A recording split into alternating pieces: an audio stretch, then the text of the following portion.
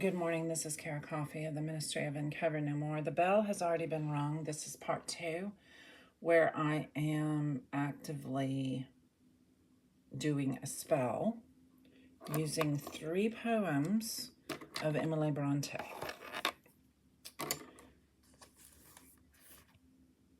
This is from the Everyman's Library Pocket Poets, Bronte. And here is the this is such a beautiful, beautiful book. But here is this selection is by Peter Washington, first published in Everyman's Library, 1996. The copyright is 1996, and this is the 13th printing from Random House and Everyman's Library in the UK. So there you have the information. I highly recommend this series. This is the second one I have done, and the first one was Robert Frost, who is leading out with Paganism by Joyce and River Higginbotham. I'm getting up a 2021 through 2022 book review that I did in my days of destruction. I was being destroyed, as was the entire life of mine. Entities of religion, dogma, militaristic love trying to protect when it was actually destroying the soul of man, woman, and child surrounding my life. In other words, a part of the second beast of Revelation with the injured head. He died for you, men. The crown of thorns is very real on the Savior's head, because he is the one that slays that second beast, none other. That's also in the book of Revelation. So have respect for the deep places, my loves, because it is the turtle doves and the mourning doves who will save thee,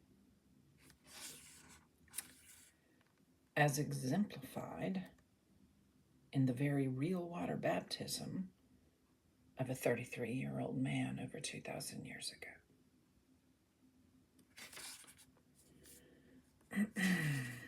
Okay, poem. I'm just going to read these 3 poems and know that I do what I do as a sorceress, and this is the wand today.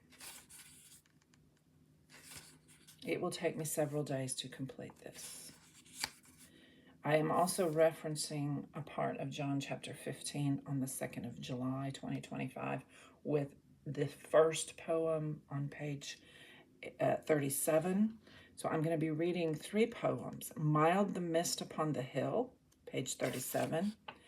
To a Wreath of Snow, pages 38 and 39.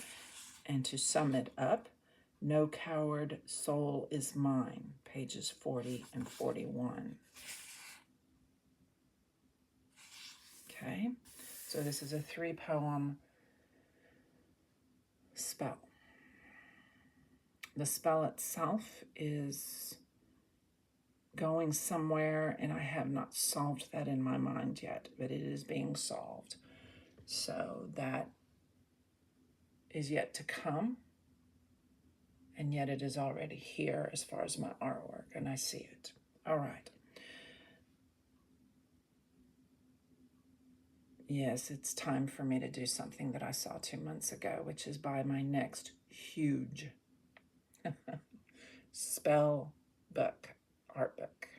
I don't actually write in the art book anymore, but I put pages of spells in between the pages, and it protects them beautifully. I used to write on those, but I am giving my hands a break. And let me share this with you, my loves. Some of us are so used to cultish, militaristic living that we're hurting our bodies, and that is not loving ourselves. I am giving up more and more. I am giving up high-level intensity aerobics. It is breaking my body down to do that. Small walks, small rides on my stationary bike, and a lot of small ball exercises, which I have promoted for years in meditation. And I'm also switching to yoga, which I'm beginning to see some of their positions are very, very good for the spirit force of me. Very good in balancing the chakra of my life. So I share that testimony before I read poetry. Mild the mist upon the hill, mild the mist upon the hill, telling not of storms tomorrow. No, the day has wept its fill, spent its store of silent sorrow. Oh, I'm gone back to the days of youth. I am a child once more, and 'neath my father's sheltering roof, and near the old hall door, I watch this cloudy evening fall after a day of rain. Blue mists, sweet mists of summer pall, the horizon's mountain chain. The damp stands in the long green grass, as thick as morning's tears, and dreamy scents of fragrance pass that breathe of other years. To a wreath of snow. O transient voyager of heaven, O silent sign of winter skies, what adverse wind thy sail has driven to dungeons where a prisoner lies? Methinks the hands that shut the sun so sternly from this morning brow might still their rebel task have done, and checked a thing so frail as thou.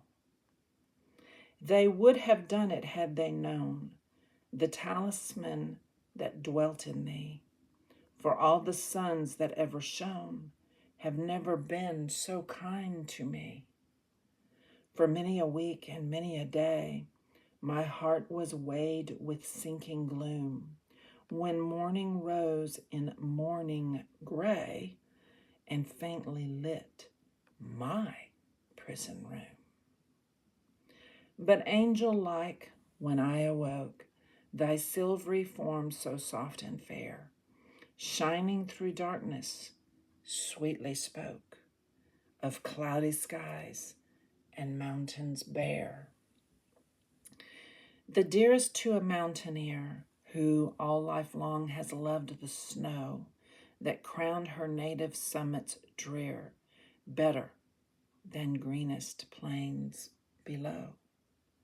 And voiceless, soulless messenger, thy presence waked a thrilling tone that comforts me while thou art here, and will sustain when thou art gone.